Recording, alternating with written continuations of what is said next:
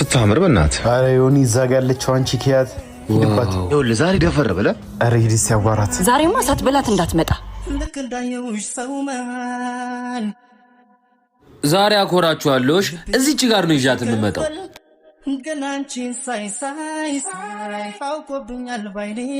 ሰው አለው እንዴ? አዋለሁ። ሄድ ከዚህ አልቸኩልም። እስኪመጣ መጠበቅ እችላለሁ። ትሰማኛለህ? ይሄን ፊት ላይ ሳልደፋበት ጥፋ ከዚህ።